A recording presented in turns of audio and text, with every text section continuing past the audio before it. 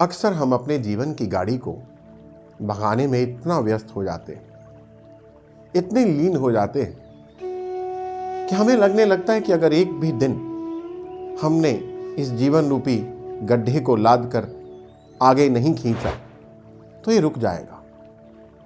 और उन लोगों का क्या होगा जिनका पालन पोषण हम कर रहे हैं, यानी परिवार। और इसी चिंता में बस इस गड्ढे को लाद करके चलते जाते हैं और इतना दूर आ जाते हैं अपने आप से ही कि असल में जो हर इंसान की सबसे बड़ी ड्यूटी है कि अपनी आत्मा का कल्याण करना, अपने आत्म कल्याण के लिए भी कुछ समय देना, वो सब भूल जाते हैं। और यदि फिर कोई संत, कोई गुरु, कोई मित्र हमें समझाता है कि आओ ध्यान सीखते हैं, ध्यान करते हैं, किसी यात्रा पर चलते हैं, किसी सत्संग पर चलते हैं, ध्यान शिविर में चलते हैं, किसी गुरु के दर्शन के लिए चलते हैं, तो हम उस समय बस एक ही बात सोचते हैं और मना कर देते हैं कि नहीं नहीं, अगर मैं उधर चला गया तो मेरे परिवार का पालन पोषण कौन करेगा, मेरी नौकरी का क्या होगा, परिवार का क्या होगा, मेरी दुकान का समय हर्ज होगा। इसलिए हम बस इसी चक्रव्यूह में फंस जाते हैं। एक छोटी सी कहानी के माध्यम से आपको कुछ बताना चाहता हूं दोस्तों। एक बार एक व्यक्ति था। वो व्यक्ति भी ऐसे ही जीवन का गड्ढा चला रहा था, खींच रहा था। परंतु एक दिन कहीं किसी मित्र ने उसके अंदर कोई बीज डाला था कि आत्म कल्याण के लिए गुरु दर्शन जरूरी है, गुरु के पास जाकर के ध्यान करना, गुरु से ज्ञान लेना बहुत जरूरी है। तो बस वो बीज थोड़ा थोड़ा अंकुरित होने लगा और इसके मन में आया कि आज मैं 2 दिन का खर्चा अपने परिवार को दे करके 2 दिन के लिए गुरु आश्रम में जाऊंगा। गुरु के पास गए, वहां जाकर ध्यान किया और 2 दिन बाद गुरु से आज्ञा लेने गए कि गुरुदेव अब मैं वापस जाऊंगा। तो गुरु ने कहा कि अभी तो तुम आए हो, कुछ दिन और रुको और गहरे ध्यान में जाओ। परंतु ये व्यक्ति तो वहीं फंस गया था कि मैं तो 2 दिन का खर्चा देकर आया, अगर मैं ना गया तो परिवार का क्या होगा, परिवार का पालन पोषण तो मैं ही कर रहा हूं, तो मैं यहां बैठकर ध्यान कैसे कर सकता हूं, मैं ईश्वर में लीन हो जाऊं तो परिवार भूखा मर जाएगा। तो ये कहकर उसने जिद की कि नहीं गुरुदेव, मुझे वापस जाना है। तो गुरु ने कहा चलो ठीक है। गुरु ने कहा मैं तुम्हें एक चिट्ठी लिख कर दूंगा, तुम रास्ते में पढ़ते हुए हमारे आश्रम में ये चिट्ठी देते जाना। वो चिट्ठी लेकर निकला। उसने रास्ते में पढ़ते हुए आश्रम में रुककर वो चिट्ठी हैंड ओवर की। उस चिट्ठी में लिखा था कि व्यक्ति जो चिट्ठी दे रहा है इसे अंदर कमरे में बंद कर दो और ऐसी जगह बंद करो जहां पूरी मौन की व्यवस्था हो, ये ध्यान में गहरे जा सके और 6 महीने बाद इसे यहां से वापस बाहर भेजना। उस व्यक्ति ने ऐसा ही किया। अब दूसरी तरफ उसका परिवार की हालत ये थी कि पत्नी को लगा कि अब कुछ दिन बीते, अब शायद पति नहीं आएगा।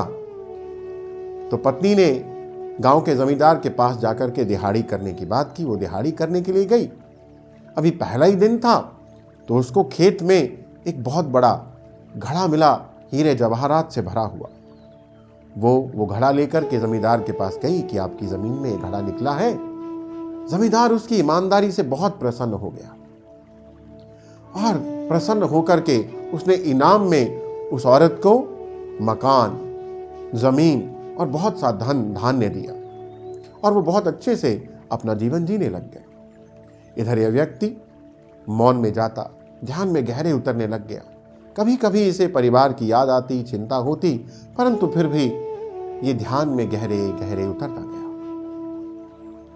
जब 6 महीने बीत गए तो इस व्यक्ति को वहां से अपने घर आने की अनुमति मिली। ये अपने घर आया और आकर के देखता है कि गांव में इसके घर का तो नक्शा ही बदल गया है। परिवार बहुत आराम से रह रहा है। यदि ये वापस आ जाता तो बस वही दिहाड़ी, मजदूरी और बड़ी मुश्किल से दिन गुजरते थे। अब तो इनके परिवार के दिन ही बदल गए। सब कुछ है, हर सुख इनके पास है। तब इस व्यक्ति को एहसास हुआ कि मैंने जब अपना आप ईश्वर को दे दिया, तो ईश्वर ने मेरे परिवार का सारा भार स्वयं उठा लिया। जब तक हम वो करेंगे जो हम चाहते हैं तो होगा वही जो ईश्वर चाहता है, और जब हम वो करेंगे जो ईश्वर चाहता है तो होगा वही जो हमें चाहिए, जो हम चाहते हैं। इसलिए दोस्तों, आप ईश्वर को समय दीजिए, अपने आप को जानने में समय लगाइए, ध्यान में जरूर समय दीजिए, और ये देखिएगा कि आपके जीवन में किसी भी प्रकार की कमी नहीं रहेगी। ये चिंता को छोड़ दीजिए, त्याग कर दीजिए कि मैं अपने परिवार का भरण पोषण कर रहा हूं। हम केवल एक माध्यम हैं। ये भरण पोषण वो ईश्वर ही कर रहा है। इसलिए सबसे बड़ी ड्यूटी है अपने आप को जानना। आप देखेंगे कि भगवान, वो ईश्वर, वो परम शक्ति अपने आप आपके परिवार का, आपकी जिम्मेवारियों का ध्यान रखने लग जाएगी। आशा करता हूं कि इस कहानी ने आपको भी आपके भीतर के सोए हुए आत्मस्वरूप को भी जगाया है। जहां बार बार बहाना करते हैं कि समय नहीं, समय नहीं, समय नहीं, वहां थोड़ा समय अपने भीतर बैठे परमात्मा को खोजने में जरूर लगाइए। जब ऐसा करेंगे तो आप पाएंगे कि आपके जीवन की हर पहलू, हर एस्पेक्ट को उस परमात्मा ने स्वयं आकर के खुद संभालना शुरू कर दिया है। धन्यवाद। आप सभी सदा आनंदित रहें।